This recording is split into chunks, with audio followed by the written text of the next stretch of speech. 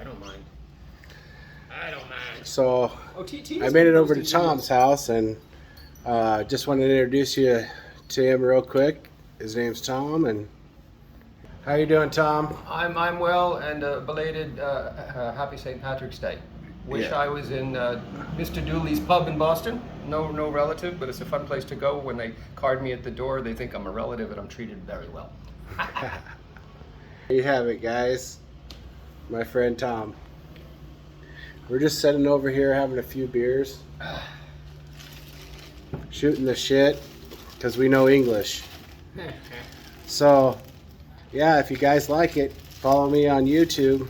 Hit that like button and please subscribe. YouTube at Kelsey Reynolds 8074. Oh man. So it looks like Tom came prepared. Might have to go back down for more. Yeah, what have you been doing? Do you know, I've discovered reading.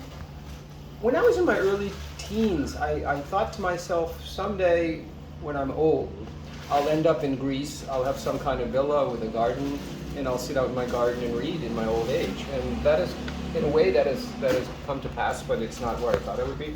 Because I might have made mention that my mother's side of the family, my mother's parents were Armenian refugees. No They're kidding. Christian refugees. The Turks pretty much killed all the men, and it was the women and the children and the elderly that survived. And largely, they deported.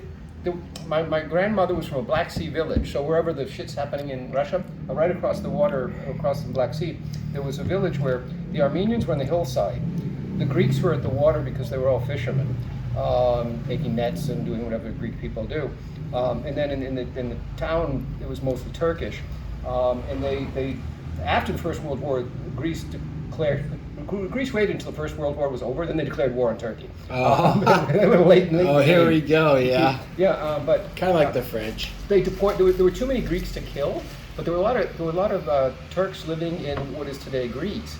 So they pretty much deported each other's part. But the Armenians, they either exterminated them, or my mother's mother with her sister and a brother, and the mother, grandmother, and aunt. The Turkish military, they just rounded them up and marched them down to the Syrian border. That's a long way. And maybe they put them on a train. I don't know. It was like 5,000 miles, or how far do you think it is? Oh, it would have been maybe 200 miles, something like that. Yeah. But they were. My grandmother was telling me, and men, strange men. They came horses, camel, light blue jacket, funny cap, strange cap. And I said, do they speak French? She said, yes. How do you know? How do you know? I said, that was the French Foreign Legion.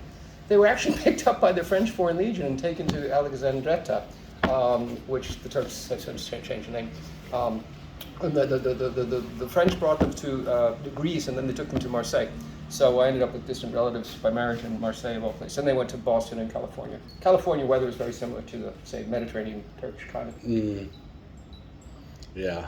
So once I put these in the fridge, we can migrate out to the... I think the first time we met, I was telling you about my crazy-ass 6-week trip with one of my best friends, who's also an escort girl. She must be around 33 now. And you say, I'd like to see that. But I was going to send you the link to her webpage. But I thought if Linda is like Tina, she might snoop your phone. So I thought, I'll wait until I see you and either send it to your email or I'll send it to you and you can like hide it and wherever you hide it. She's terrible. We had a fight yesterday morning. I wake up. It's like I don't speak Thai. I'm not able, like, there's not a bunch of like French and Italian chicks in this building. So it's not as if I'm able to do anything even if I wanted to. Right. So she snoops my phone.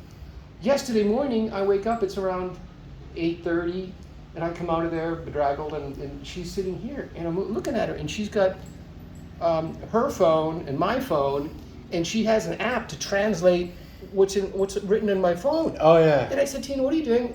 Oh, I'm just looking at this. And I said, look, why are you translating and reading my messages? You know, I get you. I feel you. You know, but she's jealous. She was jealous about a woman downstairs that has some kind of day kitchen, and it's because the woman